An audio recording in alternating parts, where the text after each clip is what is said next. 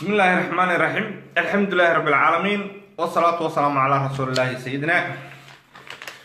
والنبينا محمد عليه الصلاة والسلام. سود هذا شو انت صوماليات ميلا كسبنتين بعد يطبن دي سلامية وعد سلام جتلمن وما انت رنتي نكا وضيقا كيف سدا اقول تيردول كيدي والردا كيف سدا نكا وضيقا horta waxa weeyaan dambiilayaashina kii koobaad oo maanta la soo qabtay oo xabsiga la dhigay ninka la yiraahdo Mukhtaar Roobow anu dambiilayaasha Soomaaliyeed oo dhan kuwa qabiilka dabada geliya waxa jira dambiilayaashu farabadeen dhowr nooc ay isugu jiraan ummadda Soomaaliyeed waa dambiilayaal hore qaar dambe qaar diinta ku soo gabada oo islaamiyiina qaar kale oo hawlo kala kan maad lagu magacaabo Mukhtaar Roobow oo xabsiga la dhigay baga xabsiga loo dhigay anu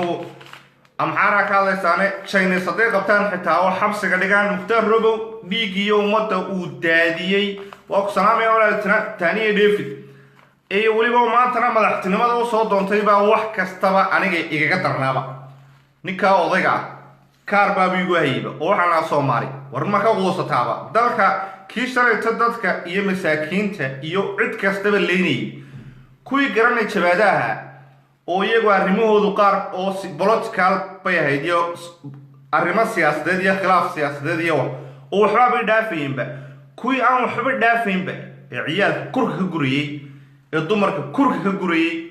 ee masaajidada qarxinayay ee jaamacadaha qarxinayay ee Allahu musta'aano aan waxba dhaafayna inay madaxnimo inoo soo doontaan waxay ku ahayd qaranka Soomaaliyeed iyo dadnimada iyo damiirka ummadda Soomaaliyeed nusqaan bay ku ahayd cida xidhay insha Allah halkan baan idin kala socodsiinaya sina shargaray billahi alaykum maanta horta waliga xarig aan ku farxay in dhaweyd iyo qof dimindaabi soo gaadhayba Mukhtaar Roobow la hayaaba argagixisada kale oo dhan hadii saa loo qabtaan ku farxayabaan argagixiso oo idil kow maalintii xitaa dadka jirjiroolayaasha ee iyagu cadiifadu ay dawladnimada iyo qaranka iyo dhiigga ummadda Soomaaliyeed iyo dadnimada ay kaga weyn tahay maalintii ninka Mukhtaar Roobow uu lahaa xukuumadda ula soo xidhay marka hore Mareykanka ula soo xidhay kadibna xukuumadda ee qaar badan musharaxay wallahi waan diidana taariikhda dib loo baaro waxaan la xabsiga loo doo ninkan soo Mukhtaar Roobow ma aha soo terrorism waay soo al-shabaab waay soo diinteena wax aan meel laba ka soo garan iyo dhaqanka muslimiinta iyo diinta soo kuma dhaqmin horta marka hore maxkamadaha la mariyo okay me waaba oo qolada jibiisanay wareersantay anu waa qaranka Soomaaliyeed badaha Soomaaliyeed baan ogolaanay in la bixiyo dadka Soomaaliyeed ba dadkaygii wadaa meel joogaanba ka Muqdisho lagu dhibaateeyo bulaxawo qabiilna ma aqaan qabiilna ma dhageysto maca qabiilkiisa noqon iyo Mukhtaar Roobow wuxuu yahay qaranka adeer qaranka Soomaaliyeed iyo dalka Soomaaliyeed dadka Soomaaliyeed waa dadkeegi dambiilayaashii hore baaxita deelqaaf ku ah inay maanta dambiilayaashii hore ee qabyaaladeystayaasha akbarha kuwii dawladii hore u shaqeynayay iyo kuwii dumiyay iyo balaayiya baas oo dhan inay dalkan iyo mid dimindaabiyo wada inuu ummadda Soomaaliyeed hoggaan u qabto orto waa qalad taas waa qalad waxaan soo noqonayaa Mukhtaar Roobow si socdaada reer qaar baa maalinta horeba nagu haystay nabad iyo nolol baa soo deysay haloo mushharado dumar fara badan oo la soo kaxaysto hayaay dawladdu way duushay al-shabaab baa la soo afjaray cirq ila maalinba runta qaar baa indhalo dad taado wareerde dalkan hortayaay dalkan miyaanu Soomaali ahayn miyaana dadka Soomaali ma aabihiin baa mise adeerkiin baa dalka idinka dhintay mise qabiil gaar ah baa marka walaal waxa weeyaan maalinta hore kuyu dabaaldegay anagu kuma jiro maalin dhaweyd bay isqabsadeen oo arrimo gaar ah isku qabsadeen oo mala arrimo siyaasadeed iyo wax noocaas from A to Z ninka soo horjeeday baan maantana xabsiga cidii dhigtayna warka sida cad baa qurux badan in loo sheego iyadoo aan waxa la yiri lafaano gur xaragana ka tagin Mukhtaar Roobow waxa soo qabtay ciidamada dawladda federaalka ay haatan iyo AMISOM oo iyaguna dhinaca Itoobiyaanka u badan AMISOM ta Itoobiyaanka AMISOMna waa peacekeeperska Soomaaliya oo nabad sugid bay u joogaan walow insha allahu tacaala amisom laftigeedu aanay daacad ka ahayn soomaalinimada iyo amniga soomaaliya iyo aanay daacad ka ahayn oo yihiin kulley dad mushahar nagu dulqaata oo loo baahan yahay sidii looga tababashaysan lahaa oo loogu guuri lahaa markaa ninkaa odayga waxaa lagu qabtay magaalada la yidhaahdo baydhaba qaabku ku tegay markii hore si kastaba xukuumaddan ha u soo dayso oo markii hore ha ugu sacaabatanto laakiinse qaabku ku tegay baydhabo waxay ahayd qaab khaldan ayay ahayd oo xukuumaddu ugumay talagalin inuu musharax noqdo sidaana akhbaarta qaar mar dambe ku soo helay taliyihii hore ee niisa ayaa damiintay ninku wuxuu yidhi baydhabaan soo eegaya howlaan ka soo qabsanaya waayo xabsi guri buu ku noqon lahaa meesha la yidhaahdo muqdisho oo dee hawshiisu way socotay marka allaale markuu meeshaa tegay ee baydhabo ayaaba waxa galayba damac ah inuu yidhaahdo musharax baan ninkii meesha haystee Shariif Sakiin la odhan jirayna markii la yidhi ninkan soo dhiib oo xaggan iska soo dir waa diiday oo Shariif Sakiin laftigiisu dee isaga qudhiiso qarannimo Soomaaliyeed ileen Soomaali walaal dhibaato ay nagu dhacday oo dembiilo oo idil iyo qof aan daacad ahayn oo Soomaalinimada weligii wadani noqon dalka aan jeclayn ayaa hab qabiil iyo hab 4.5 wax la yidhaahdo ayaa loogu gelinayaa mas-uuliyad baa la siinayaa mid dalkaba u haysta gobolkooda iyo magaaladiisa iyo 4.5 baa wax loo dhiibaya dabeetana hadhow dalka ma garanayo wadaniyada waxay leedahay garan maayo qarannimo ma garanayo Soomaali walaalayaal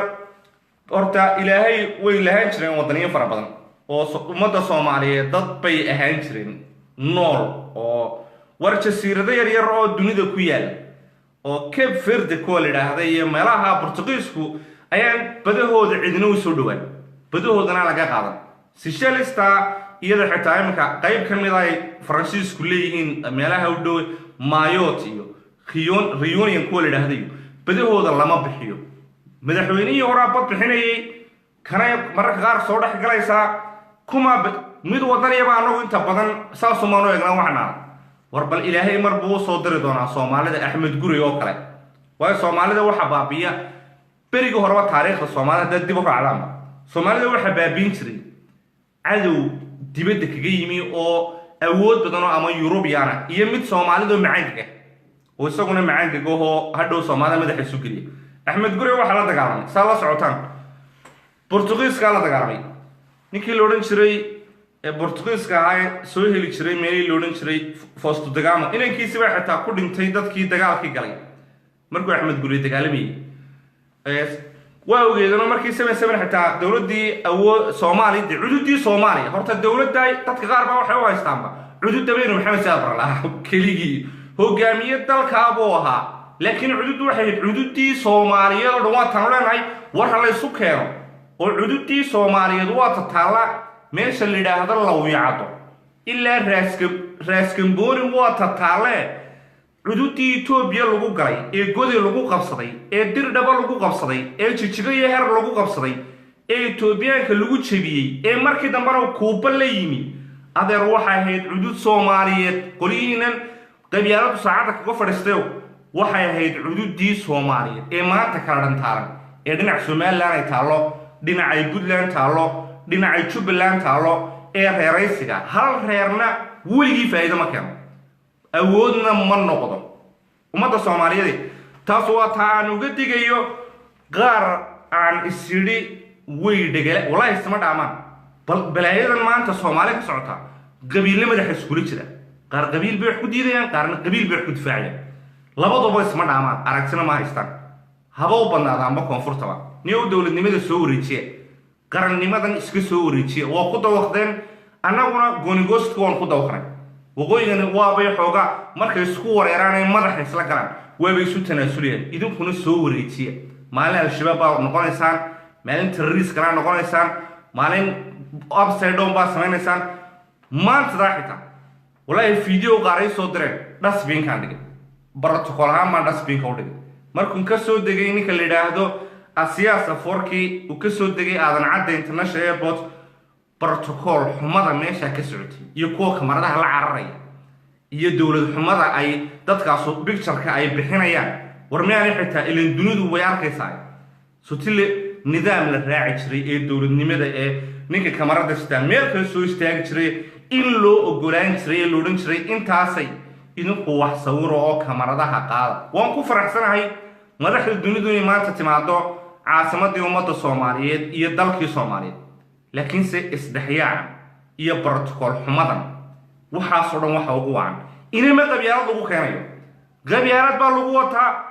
habaryar baa lagu wataa eedaa lagu wataa adeer baa lagu wataa qarannimo looguma fikirayo iskuul loo diri maayo discipline la soo marin maayo waxa la odhanayaa kan inan reerkaabaa dhashay halkaa ha inoo hayo gormay Soomaali saaminaysa marka hogaamiye kasta oo Soomaali gormay bal Soomaalinimadu imanaysa mid kasta oo meel jooga wuxuu isku wareejinayaa in la hayba qarankiba ma aaminsana nin beerorayna qaranka inuu hogaamiyo qarankiba ma aaminsanaba ka Hargeysa joogaan dadkan Hargeysa joogo dhan ma wada aaminsana in reerkooda ay isku wareejinayaan soo dharanaya adu protocolka yahay adigu xogayaha in noqo adigu isbaarada iga soo qaadeen kuwa madaxtooyada igu imanaya xagga nabadiina nolol bay qayb ka socota waxa jawaasiista waxaanu ka hadli jirnay aanu jirnay war waxa ummadda laga qabto mid ka dheero Mala Saciid Kambaaliyo fiidiyoogii baan tuurayba wada waa fiidiyoogii laga soo diray lalaha waa markuu madaxtooyada uu soo degay de nooca adeer kamaradaha sitay ee bool shirka ayaa la yaabis ee aan malayacniga ay qarannimada xumeynaya warniyo inta qaranka ay qabyaaladu sidaa ugu dhex jirto ee ummadda Soomaaliyeed ay qabyaalad kaga weyn tahay qarannimada iyo dadnimadu wallahi way inaga dheer tahay inaynu quruxdii iyo wanaagii iyo nadaafadii iyo dowladnimadii iyo gobonnimadii inay timaado inta ay eexda iyo qabyaalada iyo nin jeclaysigu ay shaqaynayso way meel ma wada galaan dunidu ma taqaano afrikaanka aad arkaysid waxay qofka u sheegaan waxay ku soo qaataan professionkiisa hadaan xitaa profession lahayn qofka seminaara loo diraa training baa loo diraa waxana la fahansiiyaa anu halkaas ayaan ka dhig waxaan soo noqonaya iska wata adeer qabyaaladina wata anu waan dhaqana qabyaalada mid deenaysaan oo meel kasta ka gudlaan haysta in reerkooda meesha ku soo meegaara kan Muqdisho jooga in mid loranaye eedadii baa halkana mid kale adeer buu yahay kawsta war Soomaalinimada aamin oo qarannimada Soomaaliyeed u soo noqda oo qarannimada garta dadkan qabyaalada isku haysto markaad mudan idinkuna xukuumaday marka idinku qabyaalad sameeynaysan dee hala yaabina dadkan qabyaalada kaga soo horjeeda ilaa idinkaaba la idinku dhaxarkaya oo waliba dad aan discipline lahayn arrimo kale oo fara badan aan lahayn ay idinkuna isku horreysisaan dadkana dad soo caaya u samaysateen haddii la idinku dhaawar dadka dowladnimadii iyo wanaagii iyo gobonnimadii iyo ilbaxnimadii iyo xadaaradii sidan may ahayn sharaftii Soomaaliyeed iyo gobonnimadii soo celiya jawaasiis dadka caydo fara badan oo aad moodaysid qarannimadaba aan fahansaneyn wallahi qaranku horta waa la isugu iman doonaa Soomaalina sax bay noqon doontaa generationada dambe ay bedeli doonaa discipline-kan iyo dabeecadan xun ee qabyaaladaysanna insha Allah ta'ala waa laga bixi doonaa kuwa qabyaalada wadaana way dhamaan doonaa taas walaal waa taa aan qabyaalada waxa ka hadlayo ninka odayga tiya taas waa tan maanta u soo qaadan waayay madaxweynaha iyo habkii ay ciyaalku kamaradaha ula cararayeen iyo protocol xumada waxa soo dhan waxa ugu wacan in yar oo lagu keenay meesha oo ku jooga ha u jooga adeer waayo anagu halkaas aan ka hadalnaa hadhow baa lagu oranayaa maskaxdoodu haddaa istaahdo wax ka sax oo correction ku samee caqligoodu ma dhaafsiisna lacag baa laga jaray lacag baa loo soo daayay lacagtii baa loo sii garay qabiil buu neceb yahay qabiilkeega loo soo diray qof baa maxaan qabiilkiina dhan ku sameyn karayna bal qabiil dhan oo kooranaya qofkaas shakhsi keligii oo la ka qaynaya ay kooranayaan oo soo ku dabaqayaanba qabiilkii waradar qabiilada hore nagu soo wareer imika qaar baa naga haray marka horeba khalad bay nagu haysteen qof keligiiba oranaya war noo Soomaalidu kalsooni ma laha cuqdadu 100% bay qanjaha wada joogtaa qabyaaladu waa maalinba kuwa dunida Yurub baa ugu daranba iyo Mareykan iyo kuwa ku soo bartay القرآن مرايكن بيكي مادين يوروب بيكي مادين ورحت الدنيا ده معنى الله يسن يمكن ماشي لهذا لبنان أوكرا تلك على هذا لبنان وحقوة النور أو دولة سكوفة همي ودولة قيب سنة يا كريستان يا مسلم كلاه يا إسلام كلاه شيعي مسلم وهذا والله بدأ مذهبه يسبدي دمبه شيعو يا مسلم إسلام بالسورة مركبات ودين إسلام كشيعي مسلم وكلا بحر شيعي سني بالله شيعي سني كريستان قيب شويشة قيب كلا أرثوذكس قار كلا بروتستان وحتى كلا ديماء وكلا دون هل كان تلك سيودي شوكا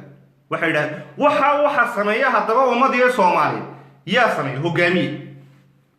dadka ilan waalidjiheeyay oo ilaahay dadkan markuu dunidan uu abuurayay baa wuxuu ka dhigay qaarna hogaamiye qofna waxa laga dhigaa raaciyaad qofba waxba loo diray qofba waxba ku wanaagsan hogaamiye ayaa waxa soo dhan isku haya dawladaha kala dadka kala wada gedisan ku noolyiin waxa horumarkan gaarsiiyay iyo inay isfahmaan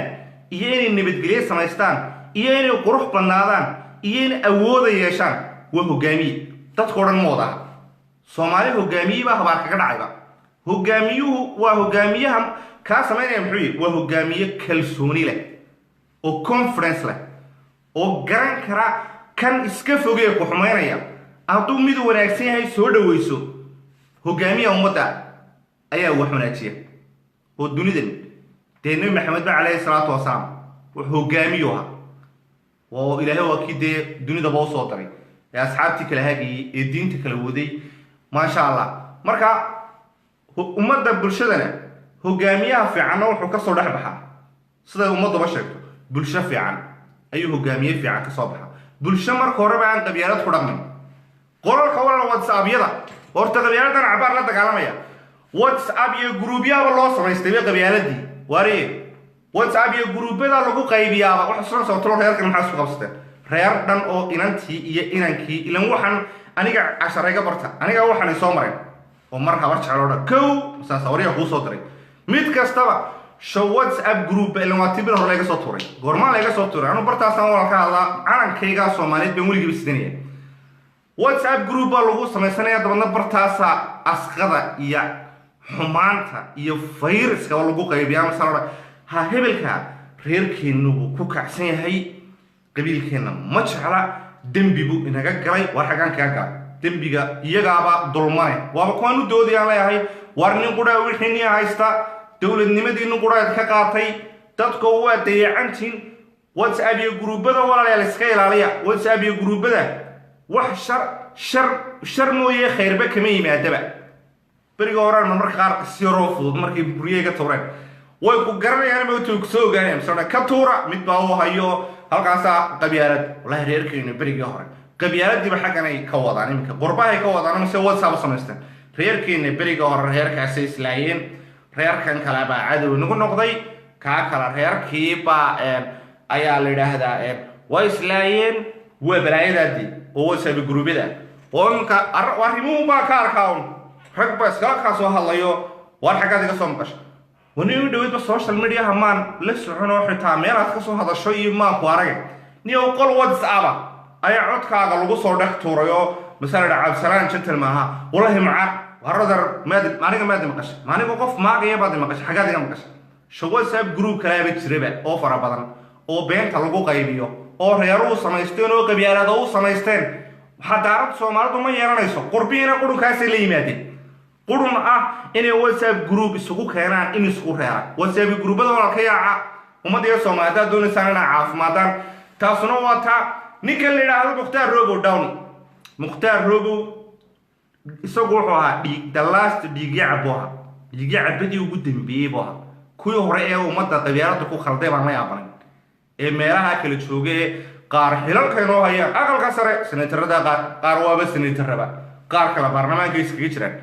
قار waxay haystaan maamulay madaxkii oo dad bay leeyay oo dimi ka galeen ilan warka Soomaaliya roobku gudii waay ee abaarta u noqotay ee dadka dulmiga ee xanuunada faraha badan balaayoon qoran u dhacayaan waxa dambiilo oo dhan ayaa madax laga dhigtay wadamo meel kastaba waxaan kuma kala gurguro mid baa Kismaayo jooga, mid kale Hargeysa jooga, mid aqalka sare ku jira, mid kale meel kale uu jooga. waanay wada garanayaan oo taariikhdu ma way fogeen oo shalay timirkii dambiga galayay kuwii soo taag anaaba soo taagnaaba iskaba daabada waaweyn kuwii yar anigu soo taagnaa ayaa maanta xila la haya qaar kale oo dambiilayaal kale oo daaha dabadiisa ninka soo ogaaday baan oo iyaguna dambiilayaal kale oo waan ogahay oo koona kasta way joogaan xagan Hargeysa qaar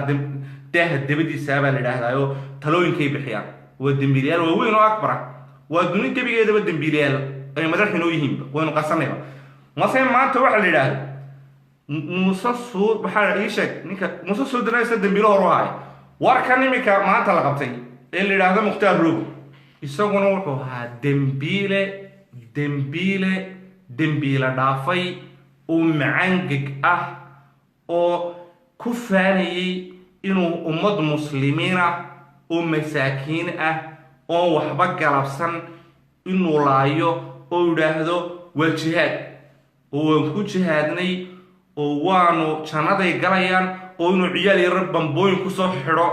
oo dadka maskaxiyan malaa wuxuu yara qaba intay bambooyin ku soo xiraan bidaahdaan halkaas ku qarxi tabana islaashaas ka karsanaysa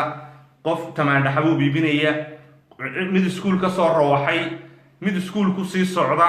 mid gaari basas ka saaran wax aan looba kala aabayeelinba ayuu gamu joogsaday musumaanta niir madax baan doonaya Ethiopian bay dadka qaar sheegayaan Ethiopian baa sheegaysaa dembigu uu ka galay umada xitaa ifka aakhiraan u gaaray aakhire dabadeeda aakhiraan u gaaray baga Mukhtaar Roobow loo soo xiray baga ayaa umada looga qabtay waayo wadan ugu furanta bay noqon lahayd waan ku taageeraya anigu xukuumadda maanta taa waan ku taageersanay boqolkiiba boqol Mukhtaar Roobow umada ilaahay baa baashar siinayaba hadaa Mukhtaar Roobow dadka qabateen أشهر بابا كويلي سامبا الحمد لله رب العالمين وايو مختار روبو هدو مدح نقول لها تقريبا بيقول نقول لها الشباب أوردن القاعدة أوردن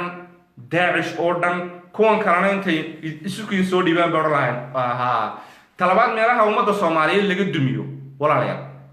حاجة قبيالة إيه مركا حوغا قبيالة وحبا لغا بين حسنو نقضان ولهذا ميراها قال إن يتيروش شرانو دهان ورا النبط قوضا نورانو أو نسلمت قلو لكن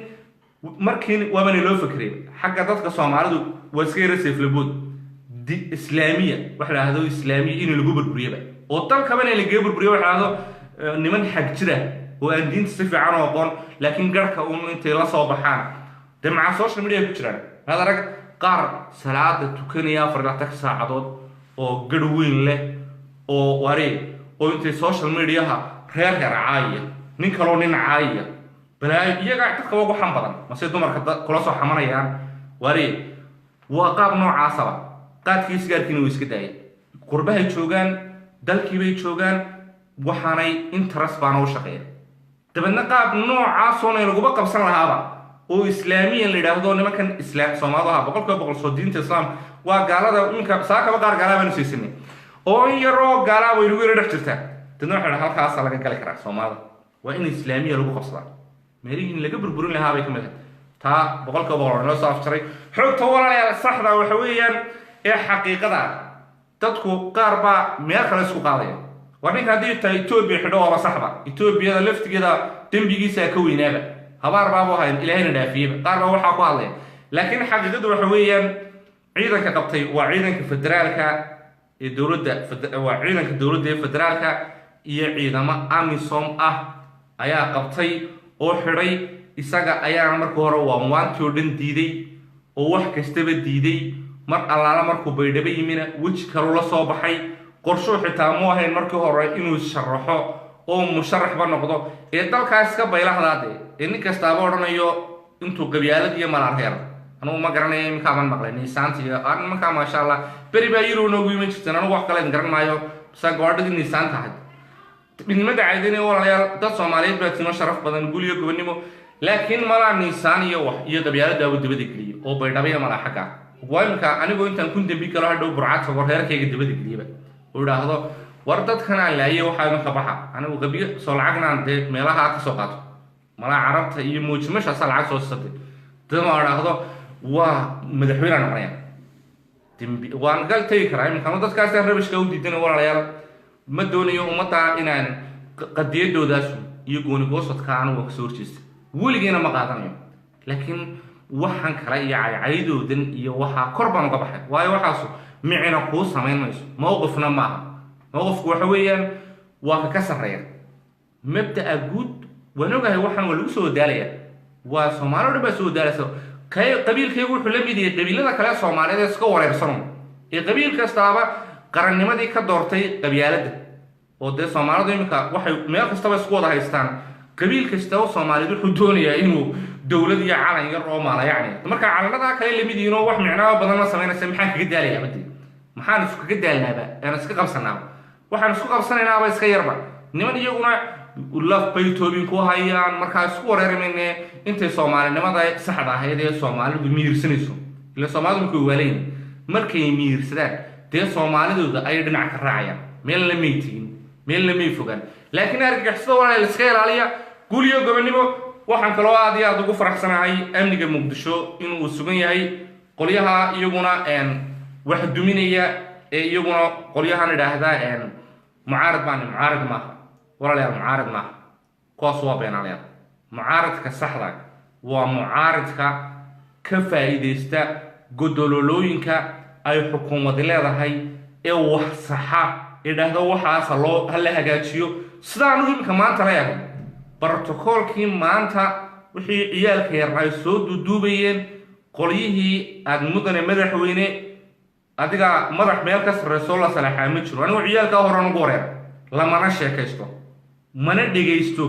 waayo waa ciyaal iyagu nooc kala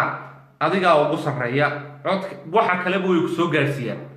halka maanta protocol xumadii ka dhacaysay iyo kamaradii jiray iyo wixii oo dhan may haboonay xaga protocolka iyo nidaamka dawladnimo sax kumay ahayn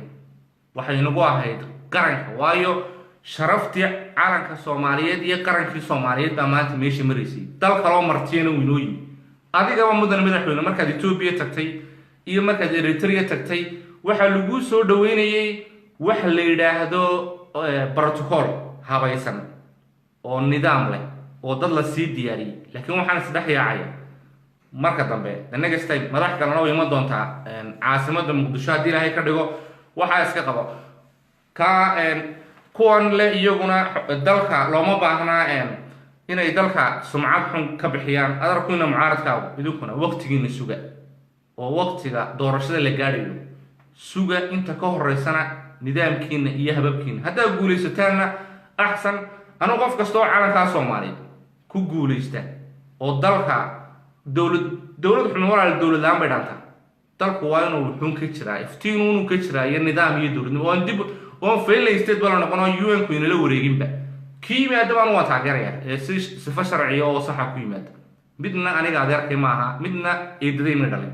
kiimaada iyo xukuumadii taageertaba waxaan leenahay wixii saxana waan ku hambalyeynaa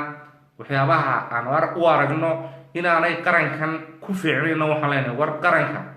anaguba qarankan ka midna qaranka hal wanaajiyo aad iyo aad baan idin salaamaya guriga gobonimo meel ay joogtaan ummadda Soomaaliyeed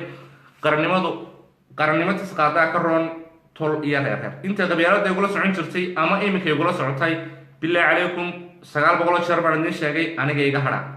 waayo meel uma wada socono isku si wax uma aragno anigu qaran baan arkayaa ummadda Soomaaliyeed wanaageeda inay ku jirto inay is aaminaan inay isu tanaasulaan in ay Allah musta'an is ixtiraamaan inaanay is eriyan oo aanay qabiil isku eriyan in qofka khaldan iyo kuwa khaladka wada hal meel looga soo jeesto laakiin aan la isku barbar dhicin oran hebel qabiilkaas bar hore wuxuu meeyay xarash la soo wadahay shaqada taamaha waan ka gudbiyay walaal aad baan salaamaya guuliyo gobonimo waxa la wixii qarankan dhibaato ku hayana farxaan sayro saaxib qaranka soo raac waxba waan ku daaranaa meelaha kale qarannimada iyo dawladnimada dhalinyaro kale oo fara badan halkan wuxuu baan u marinayaa oo aan isku deegaanka soo jeedno oo imka maalmahan dambe iyagana arkayo oo social media ay ku jiraan nimayahow waxa iska deysaan hal qodob baan idin sheegay go'aan qoroon qaata oo go'aankiinu ha noqdo mid aan reeraysi iyo hab qabiil iyo hebel baa waxa soo oranaya caaqil baa lagu soo diraya way dhibaatooyin fara badan baa idin soo mari doonta waa intaan anigu kulli talaan idin siinayaa caaqil baa lagu soo dirayaa mid kula adeera baa lagu soo dirayaa mid aad habardaagtiin baa lagu soo dirayaa waxaa la isku dayayaa in go-aankaaga lagaa bedelo laakiin marka ugu dambayse saxaad ku taagantahay aad kaba hadhi weydid iyagaa kaa harayaba dabadna beriga hore oo dhan waad ila wareeraysa waxsuna sabaartalo dadka o dhan qof kastoo kusoo soo hadlaaba qofkan maaduu kusoo eegayaa kani maadigu sidan ilan waa lagu jaawareerinaya markaad qabiil dhan baa isqabsanaysaanba markaa u adkaysan uun yeesha kuwa koonfurta waa lama fahmayaan waxaan la hadlayaa kuwa waqooyigaan la fahmaya kuwa koonfurta waxa weeyaan weerar raaxa joogtaa ku dabaalataa webi maba oga waqtiga dhacay maalinta doonaa beled weyn bay tegayaan maalin muqdisho tegayaan maalin dhow samareeb iyo wuxuu iska tegayaa meesha la yidhahda garbahaarey hadhowbu nic kula soo galayaa warba kuma hayaba inaad wantirba noqotay kumaba ogaba markaa calankan waxaa ku waliba reer burca iyo reer hargeysa iyo reer berbereyo walaalayaal calankaasaa leedihiin buluuga soomaali baa tihiin mashaakilku waynu ka bixi doonaa qolyahana ha u joojina qolyahan waa iska qaar baa iska maynaraho maalayacni iskaga hadlayo qadiyad yar hoosuu kula soo galaya dadku taa warwaayahayga war uma haysidaada anagu wareer anagu qadiyadaadan mama garanay calankaa soomaaliyeed iyo dowladnimo ma keenaysaa anagu taasaan ogol lahay laakiin waxaan hoose isku haysataan ma garanayno markaa idinkana wuxun baan leeyahay waan arkaya rag fara badan oo aan halkaa u marinaya kolley dabcan waa maalmahan arkayay niro engineer amir la yidhaahda iyo niro colosna la yidhaahdo allahu mustacaan liban samatalis iyo waxaan leeyahay waan soo dhaweynaya maasha allah guriga gobonimo calanku waa calankiinii soomaalinimaduna waa isirkiinii ha ka fogaanina dadnimadiina iyo qarankiina iyo dowladnimadiina macaa qaar baa qabyaaladin la soo hoosgali doona oo suran doona calankaba ha ka cararo oo nacsiya waxaa tusaalana ha idiin noqoto ninka la yidhaahdo professor ii sheeg axmed samatar oo kale waayo marka gidaar kaa hor yimaado xitaa iyo marka caqabadi kaa hor timaado waa inaad bili-aadankii ilaahay karaameeyaad noqotaa ma aha inaad sida xayawaanka oo kale aad u fikirtid bili-aadanka ilaahay uu karaamiyey oo qur-aankiisuu ku sheego walaqad karamna laadama bu ilaahay de qur-aankiisa ku waa inaad awood iyo resistan aad kaga talaabi karaysidba aada isku dayda waa inanay dib ku soo celin maanta ninkii la odhan jiray professor axmed samatar waa ogeedeen doorasho galay isagoon aada uga si toobashoon dabadna malaa cod yar buu helay kadibna waa kii soomaaliba ka soo cararayba iyo wixii weligiiba noo sheegayay annagoo south africa joogin oona dhegeysan jirnay oo kenya soo meesha la yidhahdo burcayo odhan jiro ninkaas wallaahi wadda sax oo wax wanaagsan noo sheegayay wax wanaagsan oo soomaalinimadii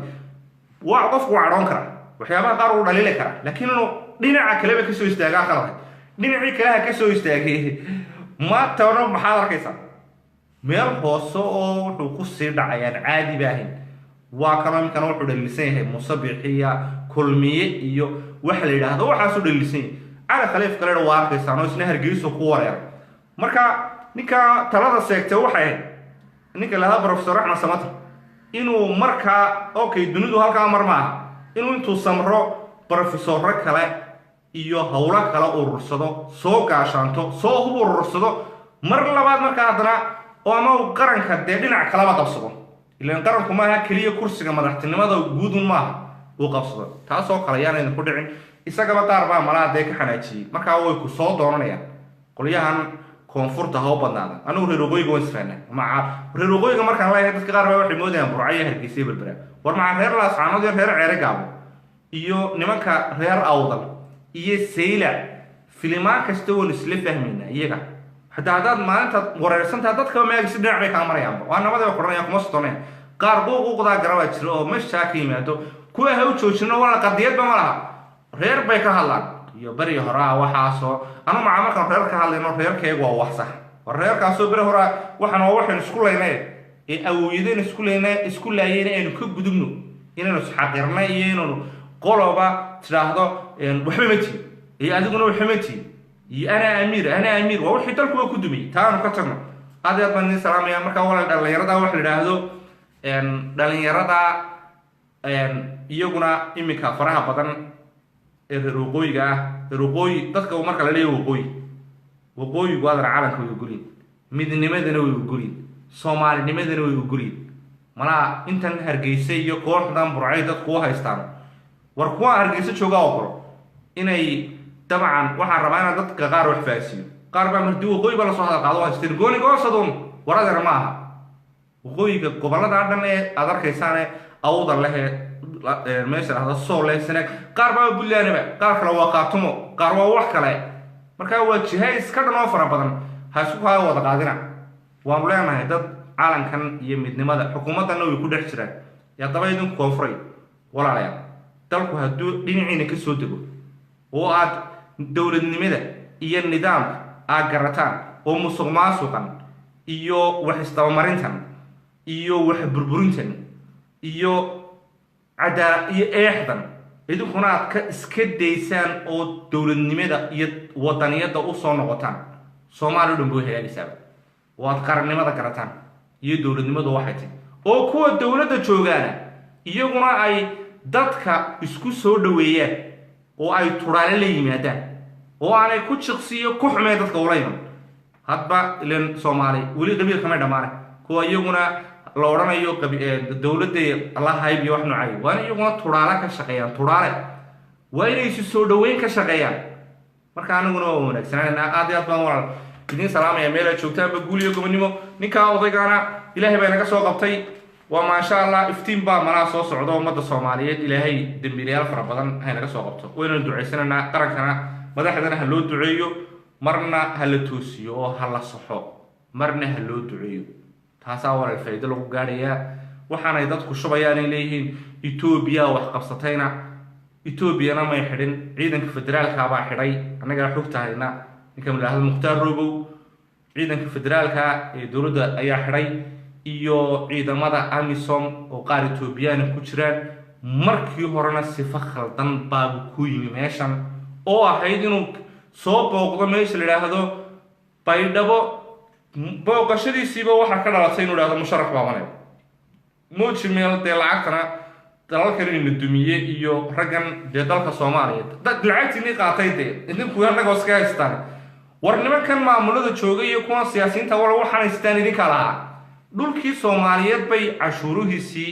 iyo dekeday iibiyaan iyo hay'adaha dhilala galaan oo dhahdeen macdan soo saaro dhulka China isbaa qaar meel dahab kala baxaya meel kale balaaya wata lacagtan istaan waa lacagtii umada Soomaaliyeed ma lacag bay lahayn jireen xagee kana lacag